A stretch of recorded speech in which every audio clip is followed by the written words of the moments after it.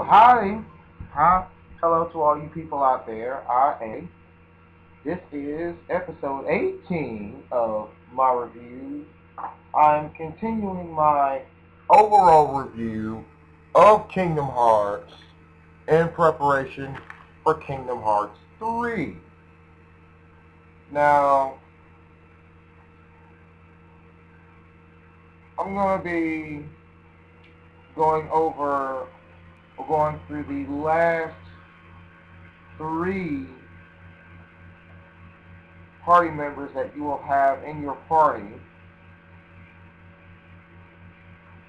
Then after that, I will give you the insight of who all will be fighting alongside you in battle, but not necessarily as a party member. With that said, let's get to work.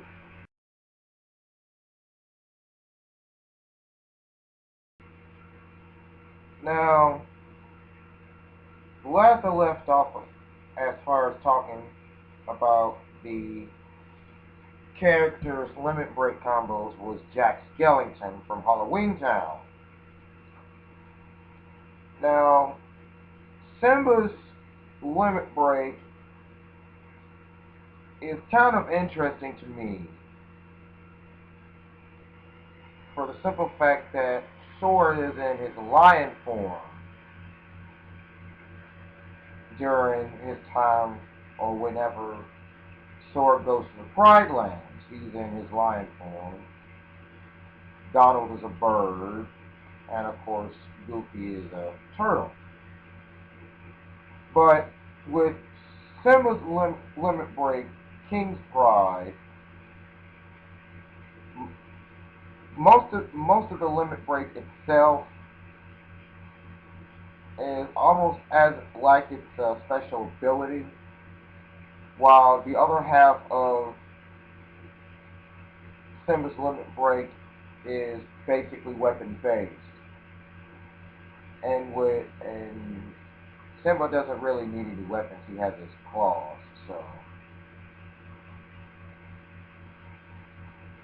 the final blow for Simba's limit break is both Simba and Sora combined for a proud roar.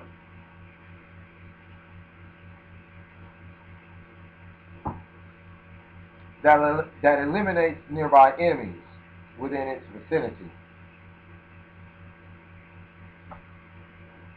Tron, or should I say, you will only get to see Tron in Space Paranoids via Anthem's computer in Hollow Bastion in his study. But with the added effect of Tron's element, which is a thunder base,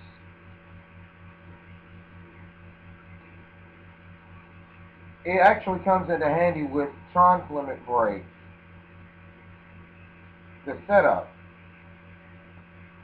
Now, while Tron and Sora are unable to move during this limit break, there are several cluster bits that come up from underneath Sora and Tron. The final hit of the limit break reprogram has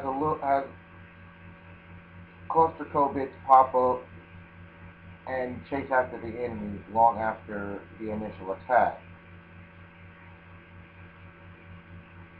Riku, the final party member that you will have available to you, will only be available after the heart shower that takes place in the world that never was. Now, the only time you will actually control Riku is during the final confrontation between Sora, Riku, and Xemnas. And I'll tell you how that comes about later on. Now,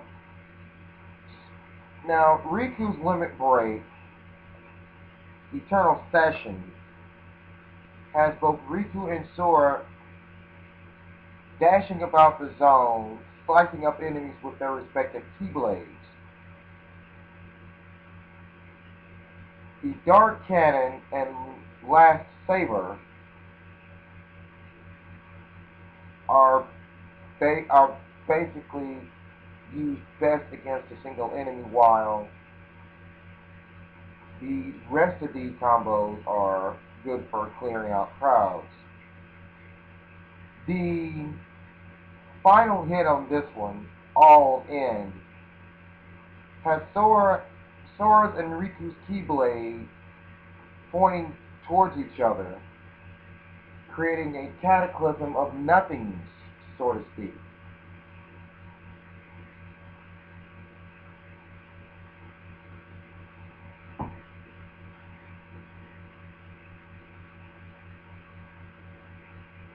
Now another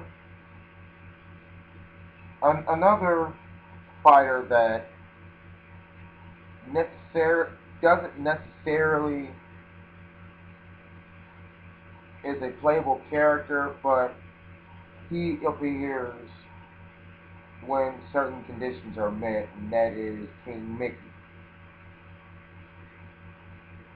And the only thing you will do with King Mickey is refill Sora's health, and bring him back into an active force.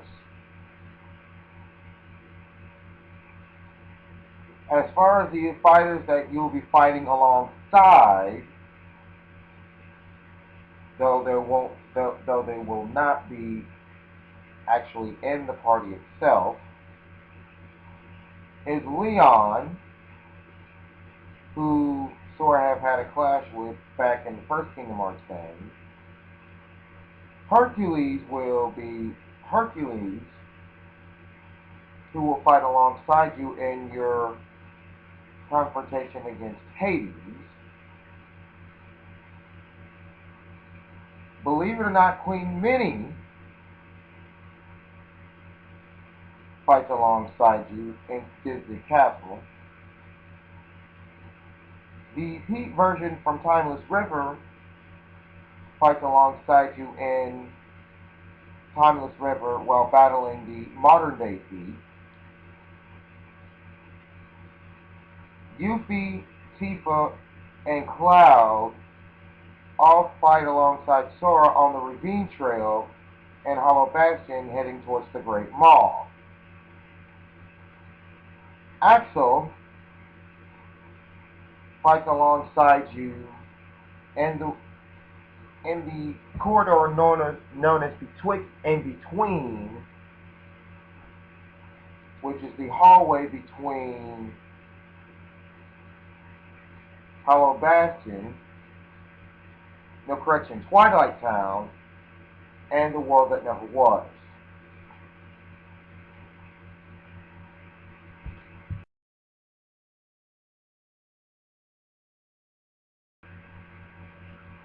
Coming up on episode 19 of my reviews, I will actually be going into the walkthrough itself of the overall game for once. Of course, the game will start off with you being Roxas, and the overall tutorial of the game itself will last 7 days. Not 7 days for real, but in the game it's gonna last a week. You get to see Roxas and his friends in action before Sora, Donald, and Luffy return back and return to the enacting force. See ya.